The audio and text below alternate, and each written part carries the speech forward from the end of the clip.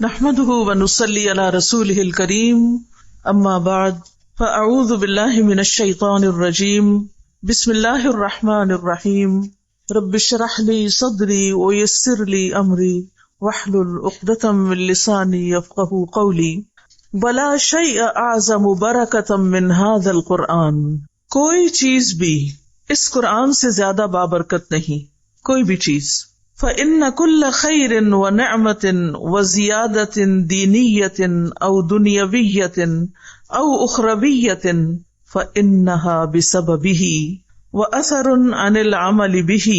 فَإِنَّ كُلَّ خَيْرٍ، تو ہر خیر، ہر بھلائی، وَنِعْمَةٍ اور ہر نعمت، وَزِيَادَةٍ اور اضافہ، دِينِيَّةٍ دینی امور میں، وَدُنْيَوِيَّةٍ اور دنیاوی امور میں، وَأُخْرَوِيَّةٍ اور آخرت کے امور میں.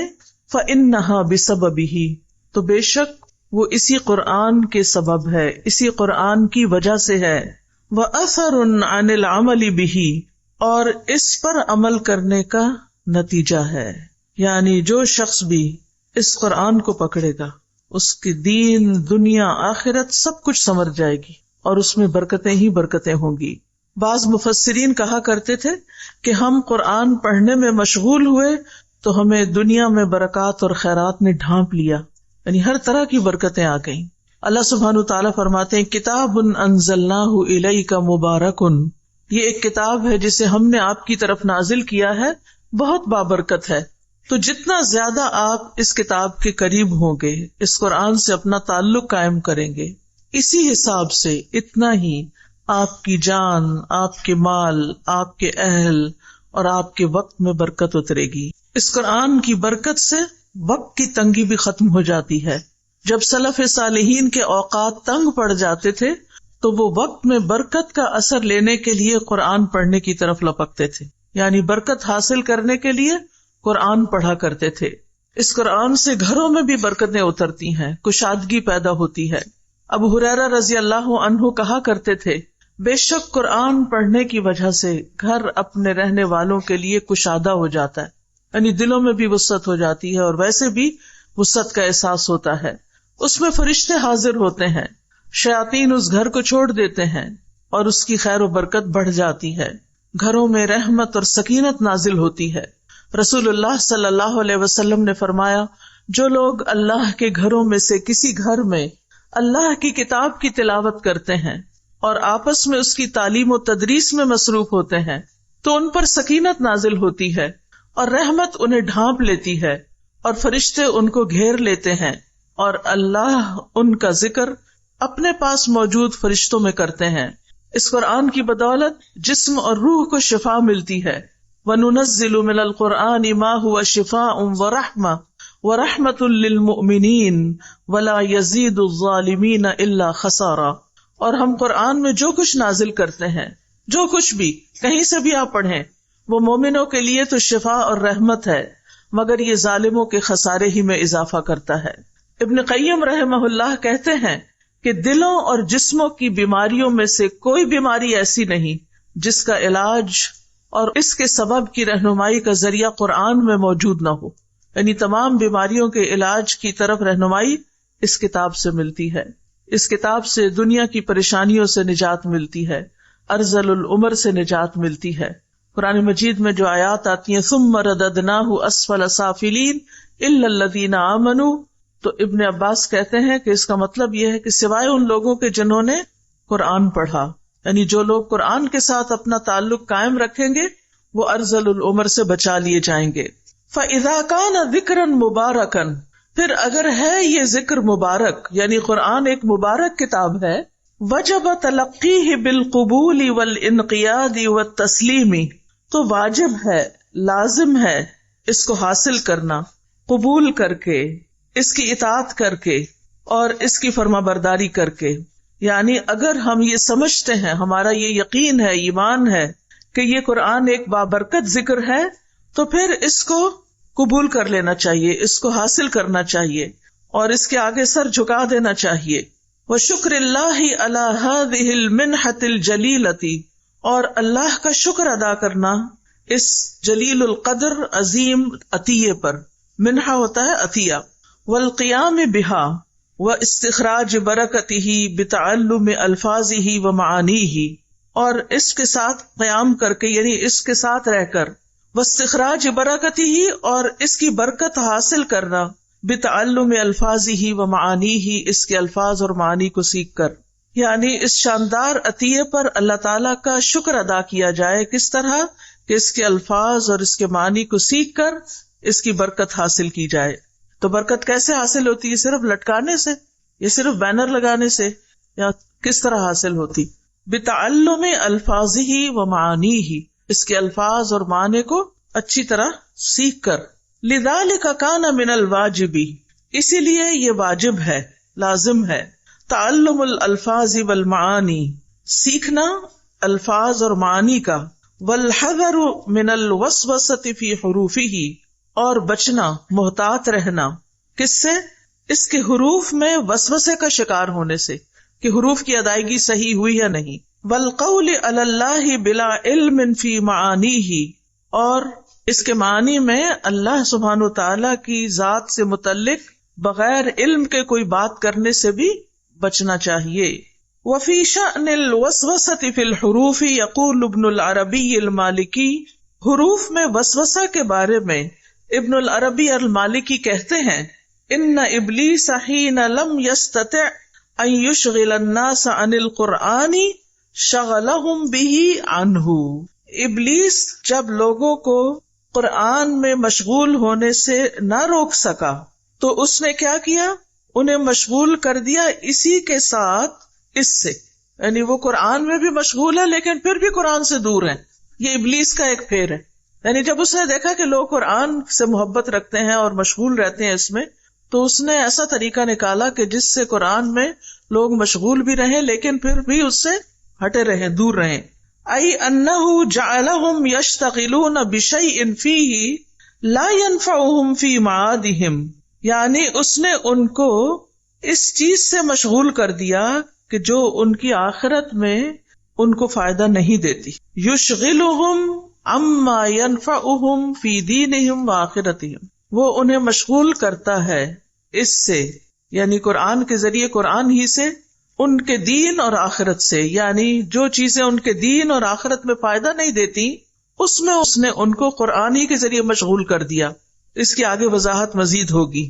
قال ابن تیمیہ رحمہ اللہ، ابن تیمیہ رحمۃ اللہ علیہ کہتے ہیں، ولا یجعل ہمتہ اور نہ وہ لگائے اپنی ہمت کو، اپنی طاقت کو، فیما اس میں جو حجب بھی اکثر الناس روکا گیا اس کے ساتھ اکثر لوگوں کو، من العلوم ان حقائق القرآن قرآن کے حقائق کے علوم کے بارے میں، یعنی حقائق سے مراد قرآن کے اسرار اور رموز، اس میں جو حکمت کی باتیں ہیں.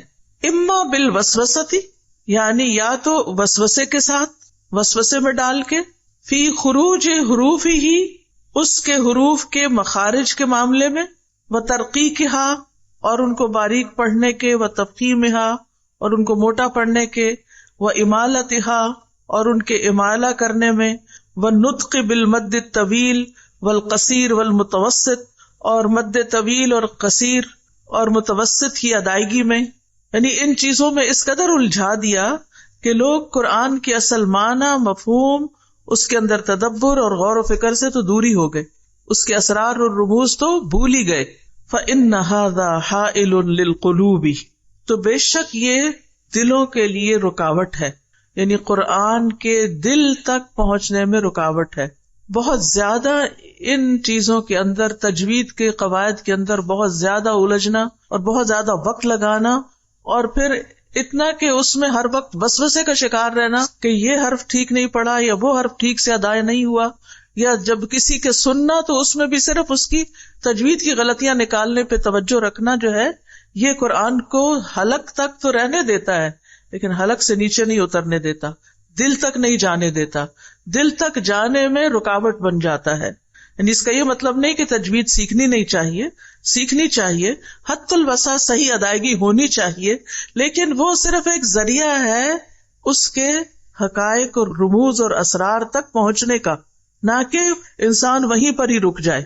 قاطع لہا عن فہم مراد الرب من کلامہ، وہ اس کو منقطع کرنے والا ہے، اس کو کاٹ دینے والا ہے، عن فہم سمجھ سے، مراد الرب رب کی مراد سے، من کلامہ اس کلام کے، یعنی وہ کلام جس کو وہ اتنی باریکی کے ساتھ پڑھ رہا ہے، رب اس سے کیا چاہتا ہے اس کی طرف تو توجہ ہی کوئی نہیں، اس کی طرف تو دھیان ہی نہیں، سارا دھیان اس طرف ہے کہ مد کی ادائیگی کیسے ہوئی، یا کس حرف کو کیسے پڑھا، ادغام کیا کہ نہیں کیا، غنہ کیا کہ نہیں کیا، یعنی قرات کی تحسین میں اتنا زیادہ وقت لگا دینا اور اتنی زیادہ اس میں توجہ رکھنا کہ اس سے آگے جانا ہی نہ، اس کے آگے اس کے معنی اور اس کی گہرائی میں اترنا ہی نہ. تو یہ چیز بھی شیطان کا ایک طریقہ ہے کہ لوگوں کو قرآن میں ہی مشغول رکھے، لیکن قرآن کے مفہوم، رب کا جو مقصود و مطلوب ہے انسان سے، اس تک پہنچنے ہی نہ دے، اس تک جانے ہی نہ دے. یعنی مطلب آپ کو سمجھ آ گیا ہوگا نا کہ تجوید میں اتنا زور دینا، مخارج وغیرہ کا اتنا دھیان رکھنا کہ قرآن پڑھتے ہوئے بھی اللہ کے کلام کو سمجھنے سے محروم رہنا. تو یہ چیز قرآن کو، اللہ کے کلام کو سمجھنے میں رکاوٹ بن جاتی ہے. وَالْحَذَرُ مِنَ الْقَوْلِ عَلَى اللَّهِ بِلَا عِلْمٍ، اور بچنا چاہیے، دوسری چیز ایک اور جس سے بچنا چاہیے وہ کیا ہے؟ اللہ پر بغیر علم کے بات کرنا. عن ابن عباس رضی اللہ عنہ، ابن عباس رضی اللہ عنہ کی روایت ہے، قال کہتے ہیں، قال رسول اللہ صلی اللہ علیہ وسلم، رسول اللہ صلی اللہ علیہ وسلم نے فرمایا، من قال فی القرآن بغیر علم فلیتبوأ مقعدہ من النار، جو شخص قرآن میں بغیر علم کے بات کرے اسے چاہیے کہ اپنا ٹھکانہ جہنم میں بنا لے.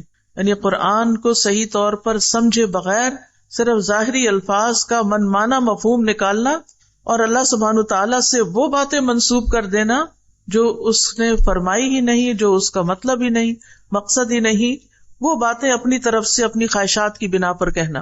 فمن قال فی القرآن برأیہ، تو جس نے کچھ کہا قرآن میں اپنی رائے سے، فقد تکلف ما لا علم لہ بہ، تو تحقیق وہ تکلیف کرتا ہے اس چیز کی جس کا اس کو علم ہی نہیں.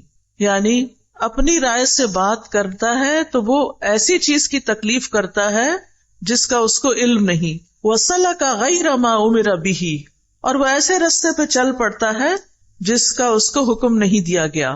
فلو انہ اصاب المعنی، پھر اگر وہ معنی تک پہنچ ہی جاتا ہے، فی نفس الامر، اس معاملے میں، لکان قد اخطأ، تو بھی اس نے غلطی کی. یعنی اگرچہ وہ درست معنی تک بھی پہنچ جاتا ہے پھر بھی غلط طریقہ ہے یہ. لأنہ لم یأت الامر من بابہ، کیونکہ وہ معاملے کو اس کے اصل دروازے سے نہیں آیا.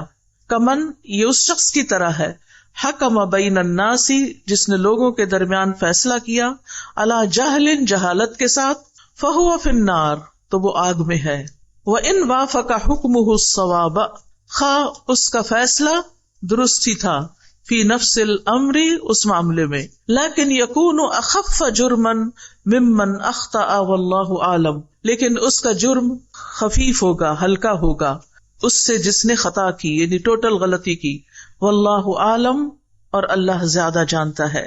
ان عبداللہ بن مرہ ان ابی معمر قال، عبداللہ بن مرہ ابو معمر سے روایت کرتے ہیں، کہتے ہیں، قال ابو بکر الصدیق، ابو بکر صدیق رضی اللہ عنہ کہتے ہیں، ای ارض تقلنی، کون سی زمین مجھے اٹھائے گی، حتی اذا اقلت سحابا ثقالا ہوتا، تو اقلہ کا معنی اٹھانا، یعنی ہوا بادلوں کو جب اٹھا لیتی، پانی اٹھا لیتی، تو کون سی زمین مجھے اٹھائے گی.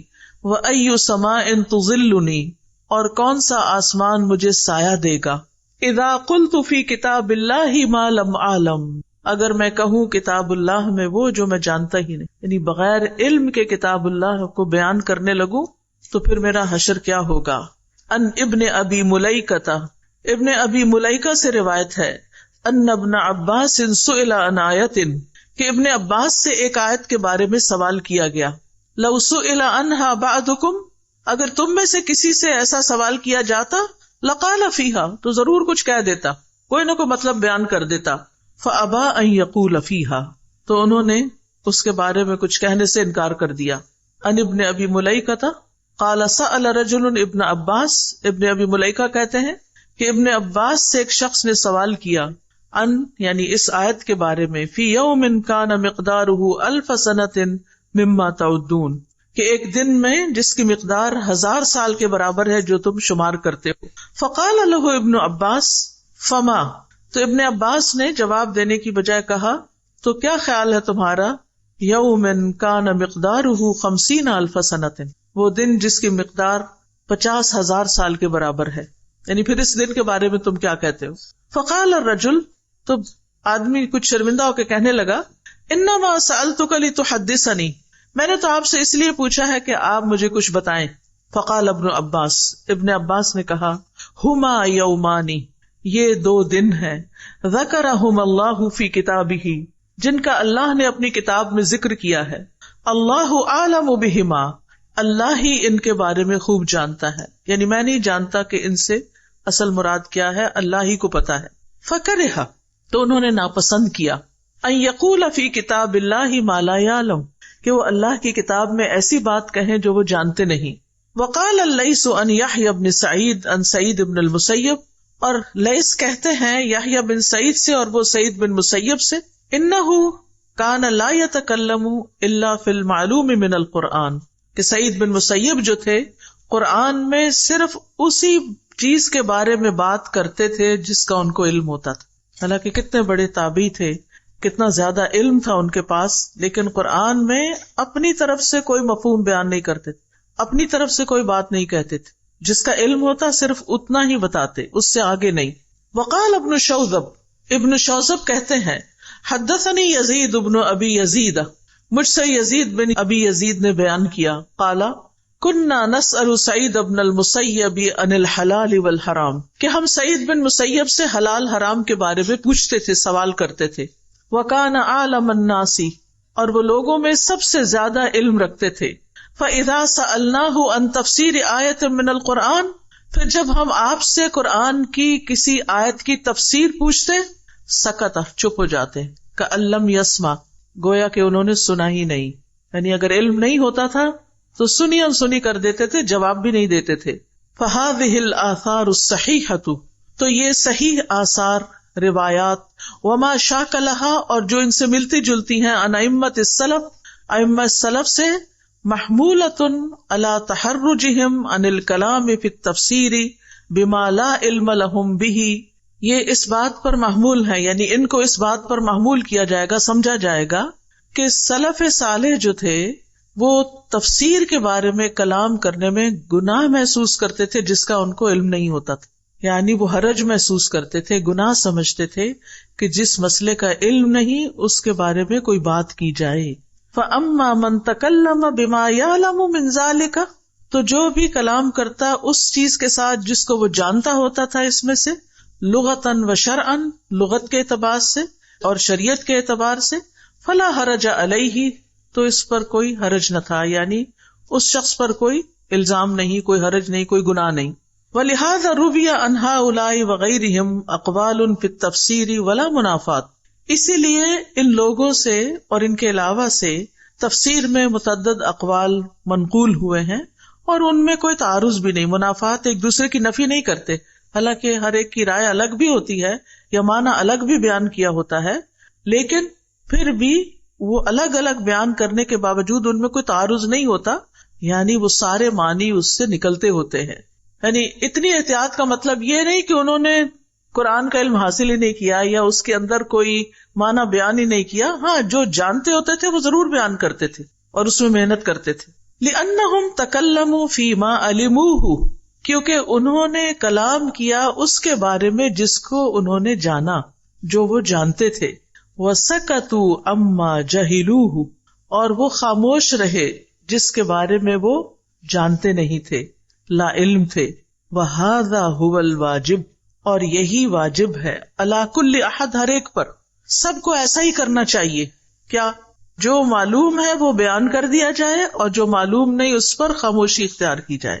فَإِنَّهُ كَمَا يَجِبُ السُّكُوتُ عَمَّا لَا عِلْمَ لَهُ بِهِ فَكَذَلِكَ يَجِبُ الْقَوْلُ فِي مَا سُئِلَ عَنْهُ مِمَّا يَعْلَمُهُ. تو جس طرح واجب ہے سکوت اختیار کرنا، خاموشی اختیار کرنا اس چیز کے بارے میں جس کا انسان کو علم نہ ہو، اسی طرح فَكَذَلِكَ يَجِبُ اتنا ہی واجب ہے انسان پر القول بات کرنا فیما سئل عنہ جس کے بارے میں اس سے سوال کیا جائے، مما یعلمہ اس میں سے جس کو وہ جانتا ہے، یعنی جس کے پاس علم ہے اور وہ جانتا ہے، معنی جانتا ہے، مفہوم جانتا ہے، تو اس پر اتنا ہی ضروری ہے کہ پھر اس علم کو آگے بیان کر دے، علم کو چھپائے نہیں۔ لقولہ تعالی اللہ تعالیٰ کے اس فرمان کے مطابق لَتُبَيِّنُنَّهُ لِلنَّاسِ وَلَا تَكْتُمُونَهُ کہ تم اس کو ضرور لوگوں کے لیے بیان کرو گے اور اس کو چھپاؤ گے نہیں۔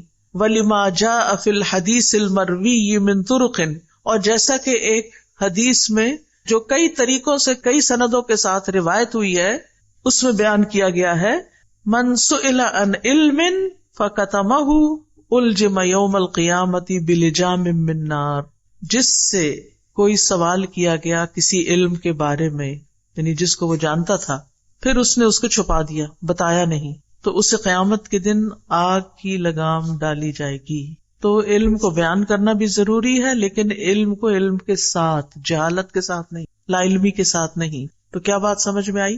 2-3 باتیں ہیں اہم۔ سب سے بڑی بات تو یہ کہ قرآن جیسی کوئی چیز نہیں جس میں برکت ہو یا جس سے برکت حاصل کی جائے، یعنی آپ اگر اپنی زندگی میں برکت چاہتے ہیں تو اس سے بڑا کوئی ذریعہ نہیں کہ آپ قرآن کے ساتھ جڑ جائیں، قرآن سے اپنا تعلق قائم رکھیں۔ زندگی میں، مال میں، جان میں، اولاد میں، صحت میں، کسی بھی چیز میں برکت چاہیے قرآن ہی سے حاصل کریں۔ وقت میں برکت حتیٰ کہ چاہیے تو قرآن کے ساتھ تعلق میں اضافہ کر لیں۔ بہت سے لوگ اس کے گواہ ہوں گے کہ کئی گھنٹے دن میں قرآن کا سبق لینے، یاد کرنے، سنانے، امتحان دینے کے باوجود گھروں کے سارے کام چلتے رہے، اور وہی ہم تھے کہ سارا دن بھی گھر میں لگا کے کام ختم نہیں ہوتا تھا۔ تو یہ کیا ہے؟ یہ برکت ہے۔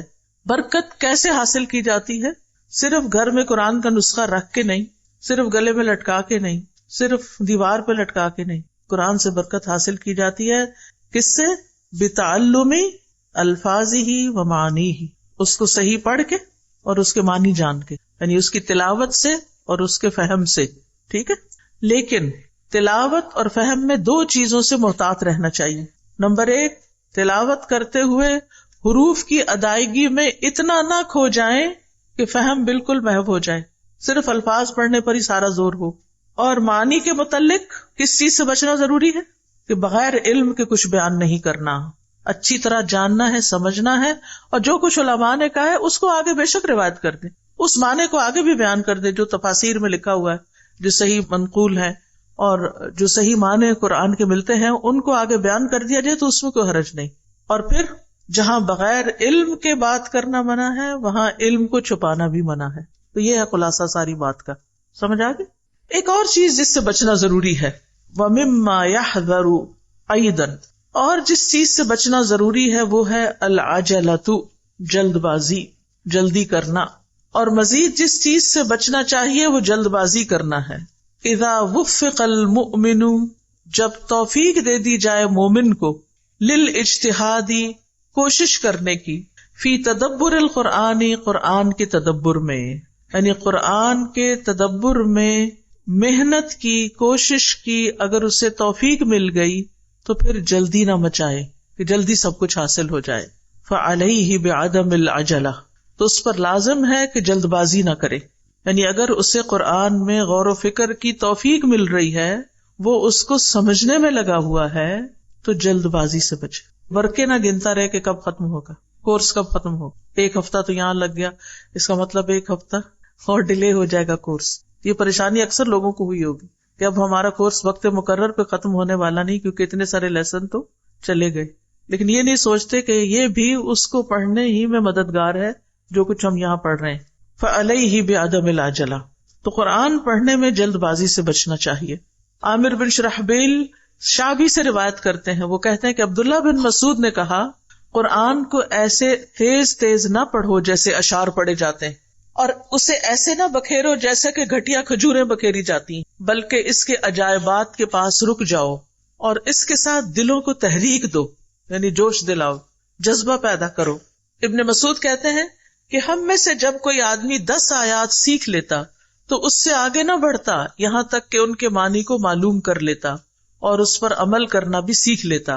ابن عمر کہتے ہیں کہ اس امت کے شروع میں نبی صلی اللہ علیہ وسلم کے اصحاب میں سے جو اہل علم و فضل تھے وہ قرآن میں سے ایک سورت یا اس طرح کی کوئی مقدار حفظ کرتے تھے.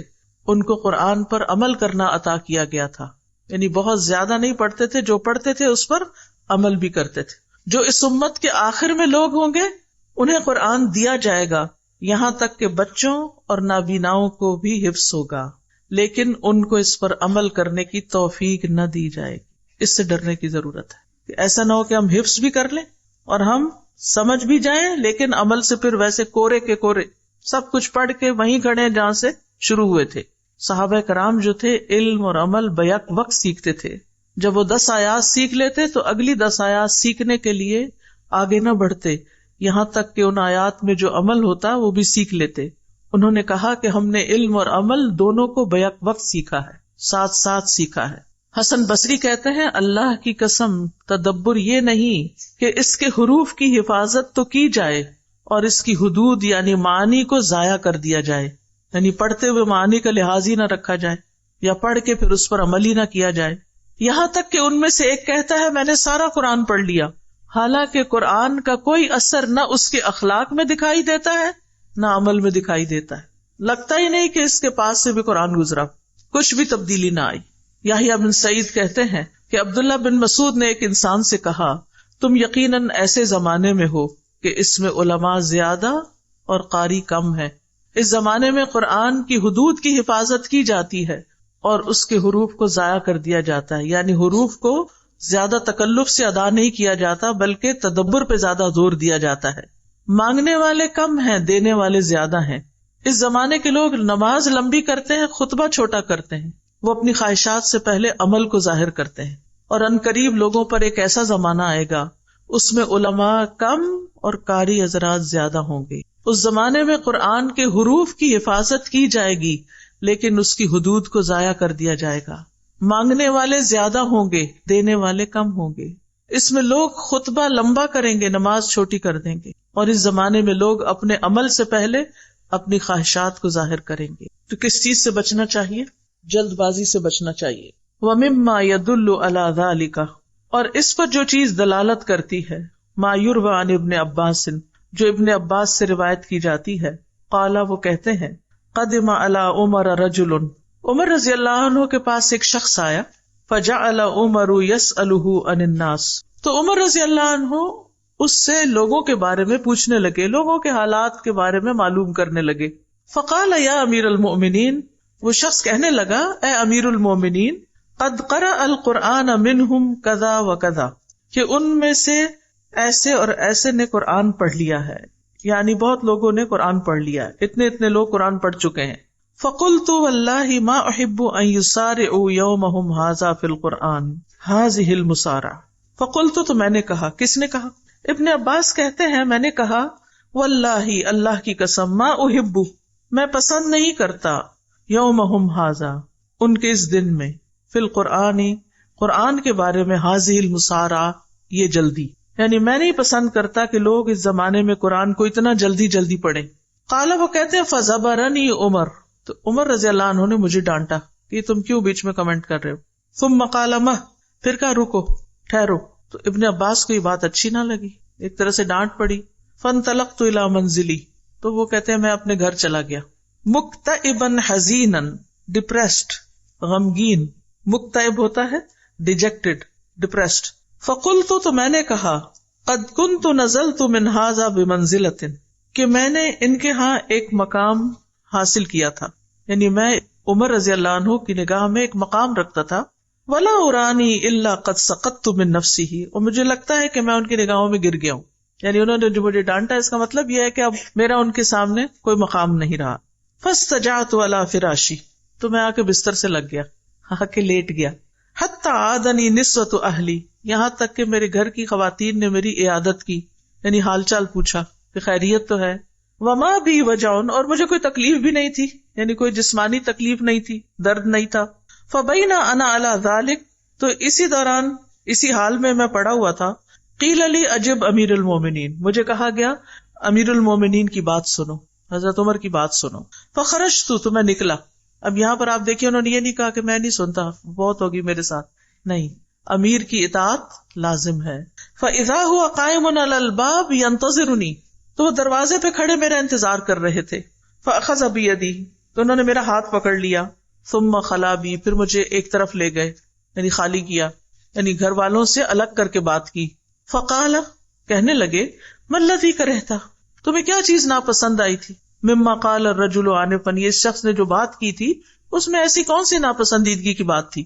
قلت یا امیر المومنین، میں نے کہا اے امیر المومنین، ان کنت اسات، اگر تو میں نے برا کیا ہے، فانی استغفر اللہ، تو میں اللہ سے بخشش مانگتا ہوں، واتوب الیہ، اور اس کی طرف توبہ کرتا ہوں، رجوع کرتا ہوں، پلٹتا ہوں، وانزل حیث احببت، اور میں وہی کروں گا جو آپ کو پسند ہے. قال لا تخبرنی، یعنی کہ تمہیں ضرور مجھے بتانا ہوگا جو تم سوچ رہے ہو. یعنی ادب دیکھیے، اخلاق دیکھیے، باہمی معاملات دیکھیے، ڈانٹ کے باوجود، اختلاف کے باوجود کیسا اخلاق ہے، کس طرح بات کر رہے ہیں.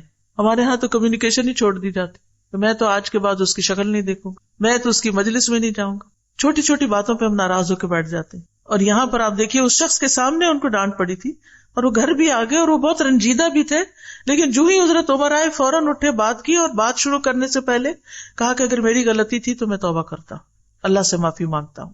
قلت، پھر بتاتے ہیں کہ میں کیا سمجھتا ہوں. متی ما یسارع هذه المسارعۃ یحتق، جب وہ جلدی کریں گے، ایسی جلدی تو وہ حق پر ہونے کا دعویٰ کریں گے، یعنی کہ میں نے زیادہ قرآن پڑھ لیا ہے، میں زیادہ جانتا ہوں، میرا نقطہ نظر زیادہ صحیح ہے. ومتی ما یحتق یختصم، اور جب وہ حق پہ ہونے کا دعویٰ کریں گے تو جھگڑا کریں گے، پھر ایک دوسرے سے بحث مباحثہ کریں گے. ومتی ما اختصموا یختلفوا، اور جب وہ جھگڑیں گے تو پھر اختلاف کریں گے. ومتی ما یختلفوا یقتتلوا، اور جب وہ اختلاف کریں گے تو باہم قتل و غارت شروع کر دیں گے. قال للہ ابوک، تو یہ ایک محاورہ ہے. عمر رضی اللہ عنہ کہنے لگے اللہ تمہارے والد کا بھلا کرے. لقد كنت اکتمها الناس حتى جئت بها، کہ یہ بات تو میں لوگوں سے چھپا رہا تھا یہاں تک کہ تم اسے لے آئے. یعنی جن کو اللہ نے علم، حکمت اور بصیرت دے رکھی ہوتی تو ان کی پھر سوچ بھی ایک جیسی ہو جاتی کہ میں بھی یہی سوچتا تھا جو اللہ نے تم سے کہلوا دیا، یعنی بات تم نے ٹھیک کی. وَلَقَدْ وَقَعَ فِي الْأُمَّةِ أَثَرُ الْعَجَلَةِ، اور امت میں عجلہ یا جلد بازی کا اثر نظر آ گیا، واقع ہو گیا. فخرجت الخوارج، خوارج کا ظہور ہو گیا. الذین یقرؤون القرآن، جو قرآن پڑھتے ہیں، ولکنہ لا یجاوز تراقیہم، لیکن قرآن ان کی ہنسلی کی ہڈی سے نیچے نہیں اترتا، حلق سے نیچے نہیں اترتا، بس صرف پڑھے چلے جاتے ہیں. یعنی لوگ جب جلدی جلدی قرآن مکمل کرتے ہیں تو اسے صحیح طرح نہیں سمجھتے، اس طرح وہ آیات کی غلط تعویل کرتے ہیں یا غلط مطالب کی طرف لے جاتے ہیں. مثلاً یہ کہنا کہ قرآن میں کہاں لکھا ہے شراب حرام ہے، حرام کا لفظ تو نہیں آیا. یا آپ نے کئی لوگوں کو کہتے سنا ہوگا، بہت سے لوگ قرآن کا خالی ترجمہ پڑھ لیتے ہیں، یعنی اردو یا انگریزی میں ریڈنگ کر لیتے ہیں، شراب کی آیتوں کے ترجمے پڑھ لیتے ہیں، پھر کہتے ہیں کہ اس میں حرام کا لفظ کوئی نہیں لکھا ہوا. تو اس طرح وہ قرآن مجید کے احکام کا پوری طرح احاطہ نہیں کرتے، اس کو غور سے سمجھتے نہیں. تو خوارج کا بھی یہی معاملہ تھا کہ وہ جلد بازی کر رہے تھے اور آیات کو ان کے اصل مقام اور محل سے ہٹا کے دوسری جگہ پر لگا رہے تھے. جیسے انہوں نے اس آیت کے ساتھ کیا، ان الحکم الا للہ، کہ حکم، فیصلہ کی قوت صرف اللہ کے پاس ہے، تو وہ کسی اور کو حکم ماننے کو تیار نہیں تھے. تو یہ ان کا من مانا مطلب تھا اس آیت کا. رسول اللہ کے آزاد کردہ غلام عبید اللہ بن ابی رافع سے روایت ہے کہ حروریہ کے خروج کے وقت وہ علی بن ابی طالب رضی اللہ عنہ کے ساتھ تھے. خوارج نے کہا لا حکم الا للہ، اللہ کے سوا کسی کا حکم نہیں. علی رضی اللہ عنہ نے فرمایا کلمۃ حق ارید بہا باطل، یہ ایک حق کلمہ ہے، صحیح بات ہے کہ اصل فیصلے کا اختیار اللہ ہی کے پاس ہے، لیکن اس سے جو مطلب نکالا گیا وہ باطل ہے، وہ غلط ہے، اس سے باطل کا ارادہ کیا گیا ہے. بے شک رسول اللہ صلی اللہ علیہ وسلم نے کچھ لوگوں کی صفت بیان کی تھی، میں ان لوگوں کی نشانیاں پہچان رہا ہوں.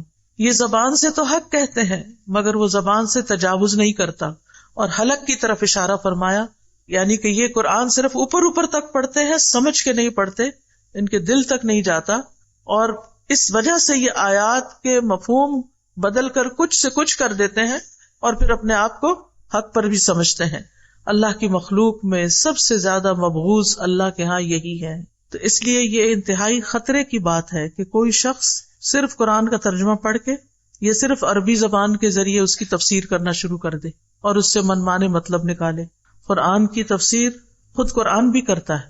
قرآن کی تفسیر نبی صلی اللہ علیہ وسلم نے کی لِتُبَيِّنَ لِلنَّاسِ مَا نُزِّلَ إِلَيْهِمْ، تاکہ آپ بیان کریں لوگوں کے لیے جو ان کی طرف اتارا گیا. تو جب تک صحیح احادیث کی طرف رجوع نہ کیا جائے ان آیات سے متعلق تو بات پوری طرح سمجھ نہیں آتی.